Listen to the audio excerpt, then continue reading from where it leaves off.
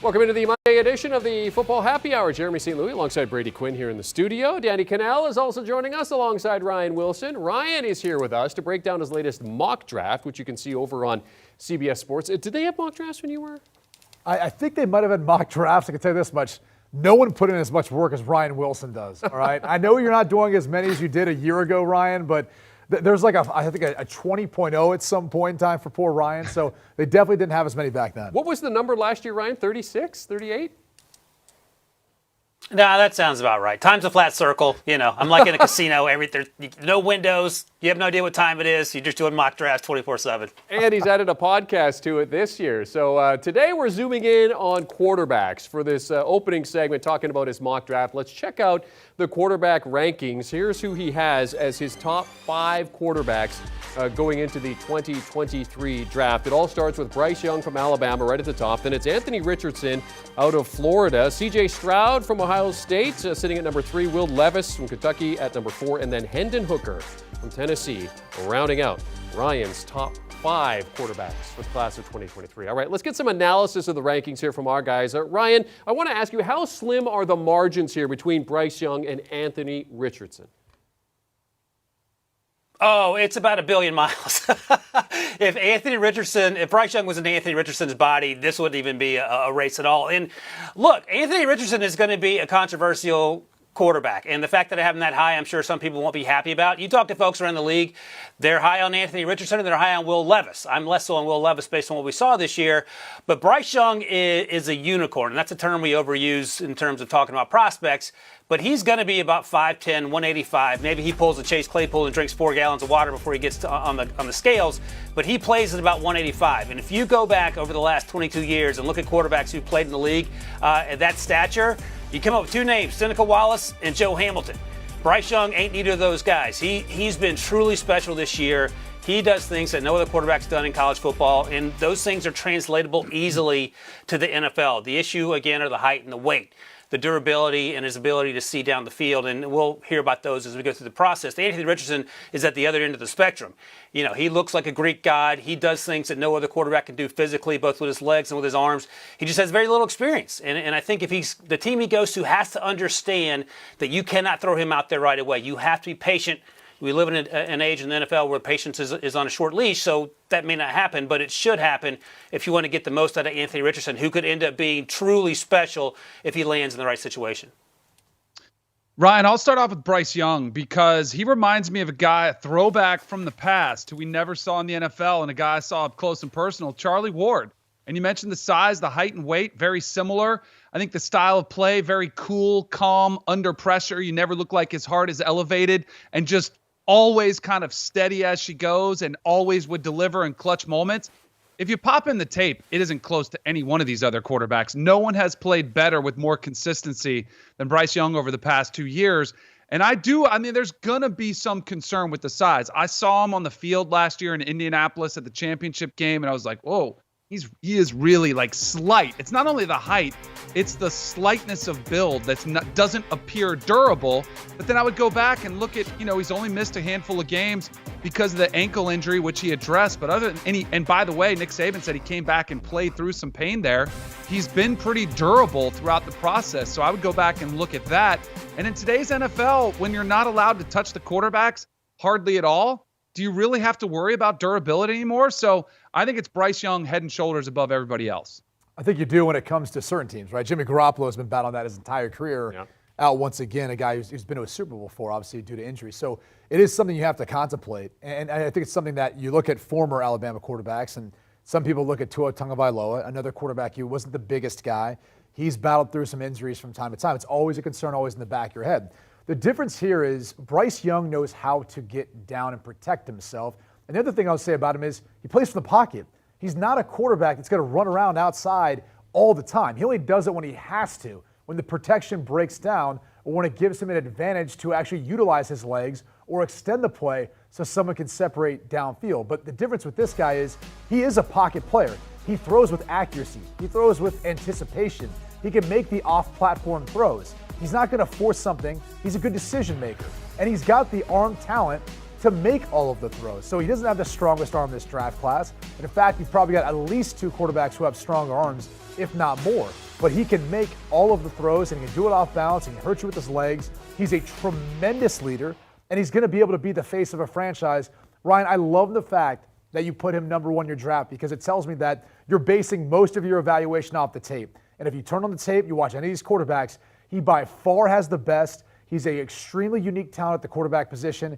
And I don't know if Ryan said it or Danny, if you had said it, but you put him in Anthony Richardson's body, we might talk about him as a generational draft prospect. He's that good on tape, and he's carried that team this year too when you look at some of their offensive deficiencies for Alabama. So I think the world of this young man, and I'm excited to see where he ends up going. The topic in our slug line here is Ryan Wilson goes all in on Anthony Richardson. So, Ryan, I don't know if it's the conversations you've had with Jacqueline D'Agostino that forced the shift, but tell us why you're all in. Like, convince us about Anthony Richardson sitting at number 2.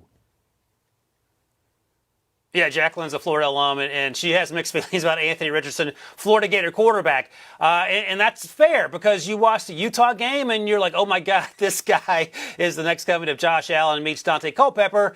And then you watch a handful of other games and you're like, okay, this guy just started playing football 2 weeks ago. It is hard to figure out who he is. Now look, he came into the season, he attempted fewer than 70 passes last season when he was sharing time with Emory Jones. Emory Jones since transferred, and this was his team this year. And you saw glimpses of something truly special, both with his legs, as you see here, but his ability. He can flip the ball 60 yards and probably do it from a seated position if you asked him to. And when he is focused and when he is making throws on the run and when he is locked in, he's unstoppable. But the problem is when you're this young and this inexperienced and this raw, the issues can pile up in a hurry, and then you see some truly bad football. So when I put him at number 2, it's with the understanding that a lot of NFL teams are high on the potential, but they understand the risk. But also, if you have to be patient, as I mentioned a moment ago, you just can't throw him out there and expect magic to happen. But again, that goes back to landing in the right spot, and that goes for any quarterback. Josh Allen probably isn't Josh Allen if he doesn't go to the Bills. So I think those are the things you have to take in consideration with Anthony Richardson. And, it makes sense to go to some place. I had him going to Tampa Bay in this most recent mock draft. Assuming that Tom Brady comes back for another year, that would be a nice landing spot, even if you roll with Kyle Trask for a year. Because if he can learn with 1 year on the bench, and it doesn't happen anymore, you have to go back to Phillip Rivers and Aaron Rodgers, then I think you get the most out of this young man based on what we've seen so far. Yeah, he's a polarizing pick, Ryan. This one is one where I don't see it on tape, and that's very similar to Will Levis, we'll get to in a minute, but you see the potential, right? And even the Florida State game was on Black Friday, national stage. First half, he's trending on social media. It's like, oh my gosh, look at these throws. He looked like that top 5 pick, and then he had a streak where he was 0 for 13 in the second half. So even in the course of one game, you saw flashes, but then he's airmailing balls, bouncing them in the dirt.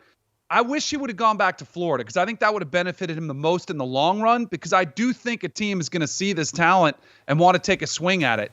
I also think you hit on something, Ryan, where if you get somebody who builds a system around him where you can utilize his running capability, that Utah game, he was okay through the air, but really where he popped was on the ground, where he had 11 rushes for 106 yards and 3 touchdowns. But that's the evolution of the position. We're seeing more quarterbacks being embraced as runners. And okay, if we can add in the pass, then we can figure it out. So I think it's too much talent. I think the floor is a little risky. I think the bottom could be pretty low. You could see a total bust.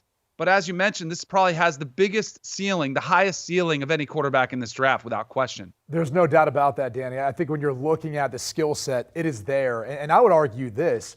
You guys keep saying be patient, not play him right away. I think it's the exact opposite. Really? You have to play him right away. I think if you make the decision to go up to Anthony Richardson, you're wasting reps on any other quarterback on your roster.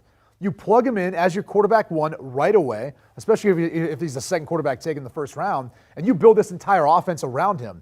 His running capability, give him the reps so he gets down the timing and rhythm of the offense, because there's too many times, Utah, Tennessee, A&M, Vanderbilt, he looks good. I mean, he's got some natural ability to move in the pocket, square up to make an accurate throw.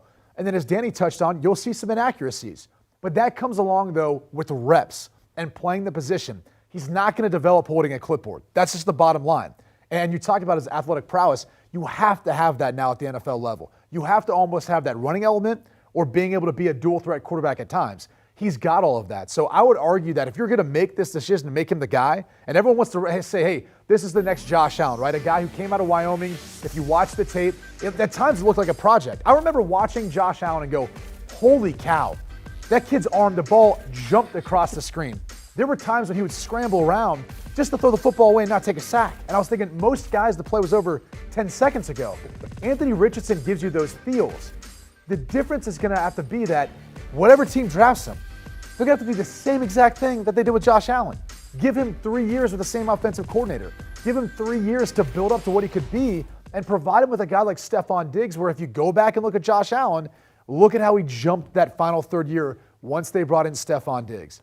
That's got to be the roadmap to how you get Anthony Richardson to be the type of quarterback that I think he's capable of being. But to me, give him every rep and play this young man right away and then build an offense that he can exceed in, very similar to what you've seen with the Eagles and what Shane Steichen and Nick Sirianni are doing in Philadelphia right now. Well, and NFL teams aren't exactly known for being patient when it comes to things. So to Ryan's point about patience, I mean, it's going to be difficult, especially, Ryan, if you keep hyping him up in your mock drafts. I mean, who's going to be patient about that? Fans are going to want him in right away. All right, Kentucky's Will Levis, where we want to go next. He's at number 4. In the preamble for your latest mock, you outlined the quarterbacks you hypothesized could go in the first round this past spring. Only one ended up going, Kenny Pickett. So what makes you think that Levis will be a top 32 selection in 2023? 2021 tape. If you're an NFL general manager looking for a quarterback, do not watch any game this season for Will Levis. Look, he had the toe injury, he had the shoulder injury, the offensive line stunk, he didn't have anyone to throw the ball to. I get all those things, and I want to like Will Levis a lot, and I do like his tape from last 21 season. But when you're in that situation, what you want to see from a franchise quarterback is to elevate those players around you at least a little bit, and it was hard to find those moments. Now, it was a run-heavy offense. He threw a ton of screens in part because of the offensive line. I get all that, but this is going to be a lot of heavy lifting for NFL scouting departments and front offices trying to figure out exactly who Will Levis is, 2021 version or 2022. And I'm sure that most teams will come down on 2021 version. He's a smart kid. He's a finance guy. He's a good background. All those things, those boxes are checked. But when it comes to taking a guy with a top 10, top 15 pick, you want to be right, especially with the franchise quarterback, and it's just hard to find those moments for Will Levis. But look, if I'm going to sit here and talk up Anthony Richardson, Will Levis is a fantastic athlete, and I had a general manager tell me straight up when I was talking to him about Levis versus Bryce Young. He said, how many quarterbacks in the NFL look like Bryce Young? And the answer is 0. How many like Will Levis? Well, just about all of them. And Will Levis compares himself to Josh Allen in terms of the type of quarterback he wants to be. And you do see glimpses of that at times. But this year it is tough to stomach if you have a top 10 or top 15 pick and you need to pull the trigger on a quarterback. So Will Levis, I think, he's probably the most overhyped quarterback of this season as far as hype versus what he delivered on the field this year.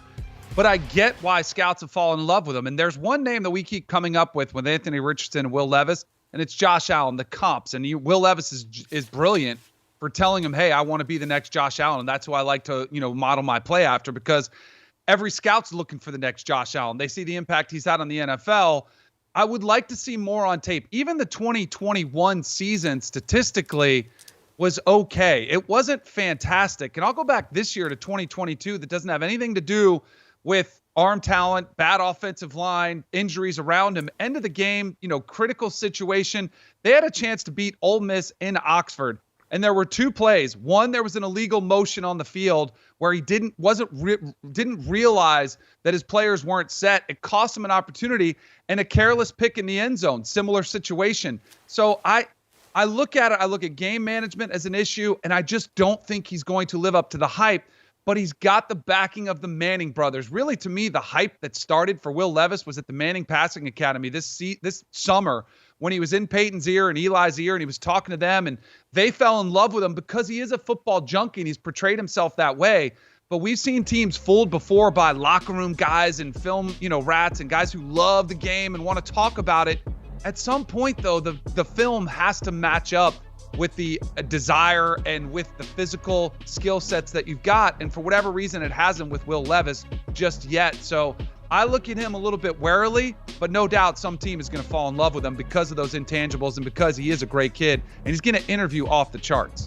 I think this is one of the more interesting draft classes because you've got a wide variety of quarterbacks that have extraordinary skill sets, but it really comes down to the eye of the beholder. You know, Will Levis is a quarterback who may very well could go number 1 overall.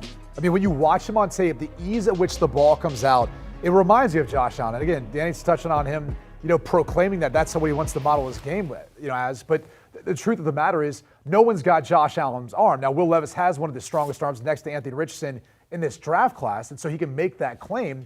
But yeah, there are some concerns about his consistency as far as consistently being accurate. Look, I give him the benefit of the doubt, all right? Rich Scangarello comes in as their offensive coordinator this year. Go back to his time with the Denver Broncos. Didn't seem to work out too well there. Now he comes with Kentucky, has a hard time getting that group to be able to run an offense with any efficiency whatsoever. Now Kentucky's moved on from him, brought Liam Cohen back, where Will Levis had a much better year a couple of years ago. So I kind of chalk it up a little bit to who the play caller was and how all that had transpired. And there was actually one point, too, where he wasn't even practicing. I mean, literally, they were going through weeks. He's not out there at practice. He's in a walking boot. He's not able to throw. He's not able to do quite as much. That's going to hurt if you're in a system for 1 year and you don't have the timing and rhythm you need to, especially in a West Coast system like Rich Scangarello was trying to run. So I give him the benefit of the doubt. I don't think this is just hype. I think there's a lot of legitimacy to his game, but very similar to what I said about Anthony Richardson. He needs more reps, and he needs an offense to be built around that skill set, one in which he does have the sort of athleticism that could make you a run threat as quarterback, not anywhere close to Anthony Richardson, but I do see some of those skills that you're looking for, and you're saying, this is overall just a better draft class than what we saw a year ago. And I think you're going to see a number of teams, guys, who look at this class and go, I'm willing to take the risk this year as opposed to what we saw in the 2022 class. Will Levis sitting at number 4 in terms of Ryan's top 5 quarterbacks heading into the 2023 NFL Draft. Ryan joining Brady Quinn, Danny Kanell to go through the quarterback rankings in his latest mock. You can see it over on CBSSports.com. And, of course, Ryan discussing the rankings in his new podcast with the first pick alongside former general manager Rick Spielman. The pod is live every Monday, 2 p.m. Eastern time on the YouTube, but you can listen anytime wherever you get your podcasts. Do you want a sports network that delivers everything that matters about the game? The highlights, the picks, the instant analysis, no yelling, no fake debates, no politics. Hit the subscribe button and never miss a moment.